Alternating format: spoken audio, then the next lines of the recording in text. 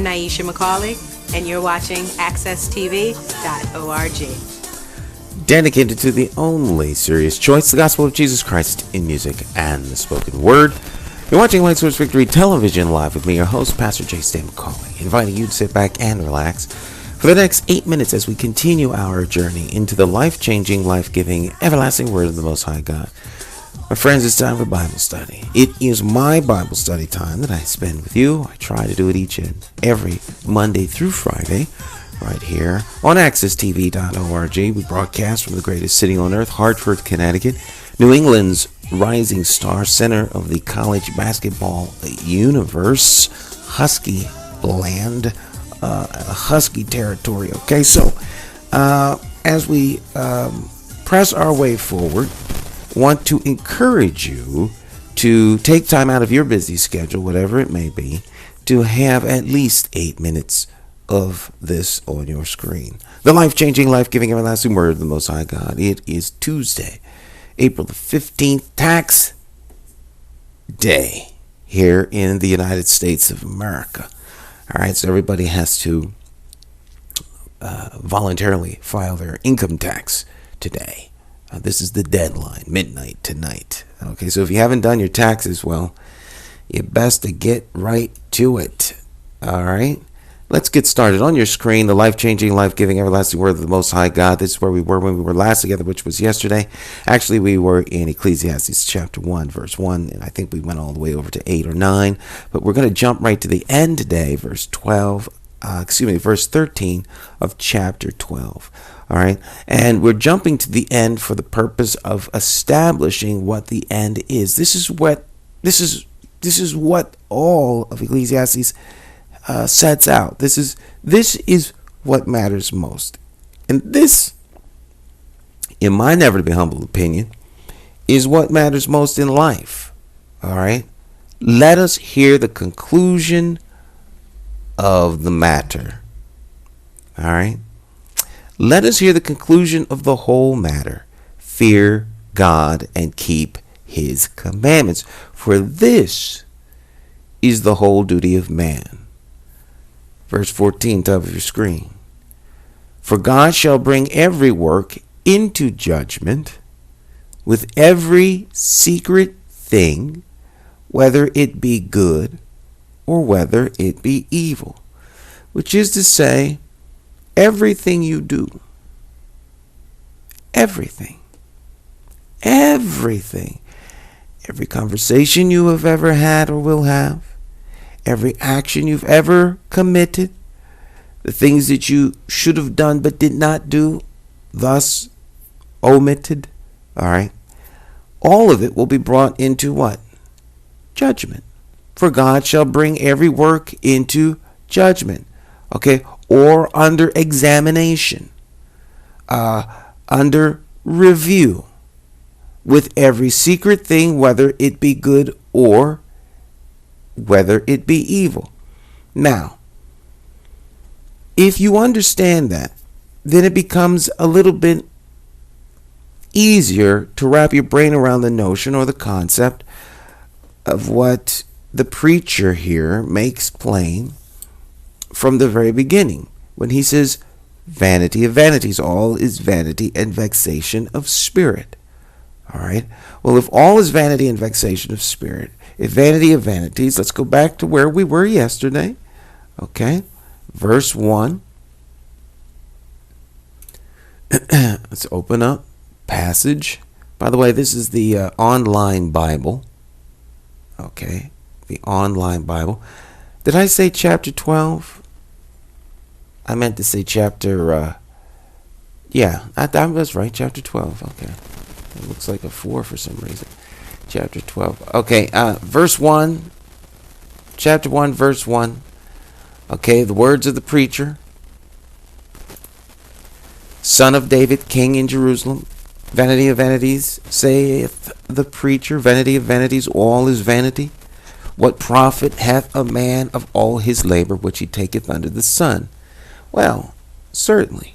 What profit hath a man of all his labor that he taketh under the sun, if at the end of his labor every work every action comes under judgment before God. Okay? Because at the end of the day, is your labor one which places you in right standing with the Creator? Okay? You labor and you toil for your sojourn here on earth. But your sojourn here on earth will come to an end, one way or the other. You'll either die of old age, you will die prematurely, or the grace of God shall take you in a rapture type of an event.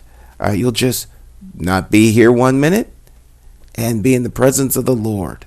Okay, so apart from those three vehicles, it is appointed unto man once to die, and after that the assessment, or after that the judgment.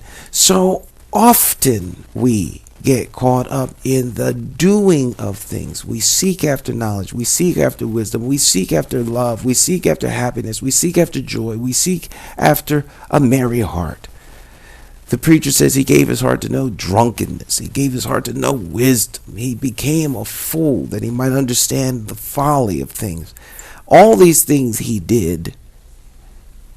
All of this stuff he executed, that he might gain the wisdom and knowledge of the world and the actions thereof. And in the end, he comes to the conclusion: fear God and keep his commandments. All right? So, verse 4. Back to where we were yesterday. One generation passes away, another one cometh, but the earth abideth forever. So, generations come, they go, but the earth remains. So, what do you gain by all of your labor? Okay. The sun also arises. Okay, I'm dropping the if of the Old English. All right. The sun also rises, or riseth, and the sun goeth down and hasteneth to his place where he rose. So the sun goes up, the sun goes down, and before you know it, the sun comes back up again. Verse 6, top of your screen.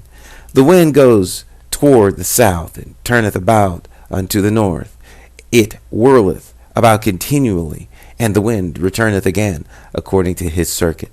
So the wind just moves around. Now, of course, the wind is air, and the air moves about according to the different pressure of the atmosphere. And so as the different pressures move about, the wind is forced around obstructions like trees and buildings and rocks and mountains and valleys and the other competing forces of nature that cause the air to squeeze around, and so you get wind. You can't tell from when the wind is going, where it came from, where it's going. Okay, but the air moves, and at the end of the time, it completes its course. All right, you don't know. You can't gain the wisdom to understand and know the course of the wind. Verse 7, top of your screen. The rivers run into the sea, yet the sea is never full. Okay, this is the vanity, the emptiness of things, if you will. The inability to accomplish a set goal. The river flows into the sea, and the sea is never filled. All that labor, all that work, all that toil, and what gets accomplished. All right. The river is part of a system that keeps the earth hydrated. All right, so the water runs into the sea. All right, streams run into the rivers run into the sea goes to its place, the water evaporates, it gets caught back up in the clouds, and it falls back down to the earth. It waters the mountains, it makes the streams, it goes into the rivers, and it's a big cycle. All right, so of all that labor, what do we get from it? All right. Verse 8. All things are full of labor. That is the point of the first couple of verses.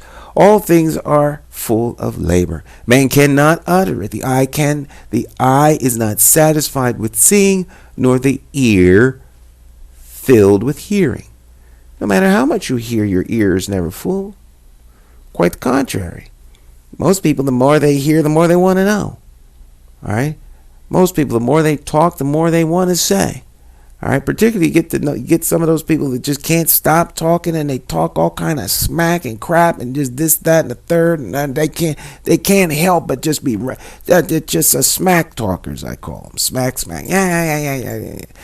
Talking about, and they can't get enough, because at the end of every word there seems emptiness, so they must say something else. Some people want to hear everything. Eavesdroppers. Well, guess what I heard? All right. Hear, but all the hearing and nothing comes of it. Nothing is gained by it, and the ears never filled. Verse 9. The thing that hath been, it is that which shall be. And that which is done is that which shall be done. Verse 9, top of the screen. It says what? And there is no new thing under the sun. Is there anything whereof it may be said, see, this is new? It hath been already of old time, which was before. There is no remembrance of former things, neither shall there be any remembrance of things that are to come, with those that shall come after. So, nothing new under the sun. What is, was, and what shall be will be again. Nothing new under the sun. You may think it's new because you have no remembrance of things in the past. The statement is more to deal with the fact that past things are forgotten more than it is things being new. One could get into huge debate as to whether or not the computer is new, the iPhone is new, all these other gadgets that we have. There are many who believe that these things have been things that have been discovered, found, back engineered, and put into place. Civilizations past, the time of Noah, great civilizations that were before. All of that is a moot point, really, because whatever we thought was new 10 years ago is ancient now and obsolete. Many people don't remember the things of old. Okay? So, that is to say, the emptiness of the discovery of new things. For what purpose? Only for a moment, only for the now. Because the whole purpose and duty of man is not to discover new things, not to labor and toil that you may have gained, but rather that you might serve God, that you might fear God, that you might be pleasing in His sight. That is the duty of man. And the more you focus on that purpose, the more you will find that your life is truly blessed, and you will find satisfaction in life and the things you do. My friends, we're out of time. We'll finish this tomorrow, or rather we'll continue tomorrow. And we're looking to finish up this subject on Friday. God bless y'all. Keep you strong in the faith. Remember, when it's all said and done, the only thing you need to know is this fact, and that is, of course, that Jesus Christ is Lord of Lords and King of Kings. He alone saves and changes lives. Won't you call on His name today and allow Him to be Lord of your life? God bless y'all. Keep you strong in the faith. Bye-bye.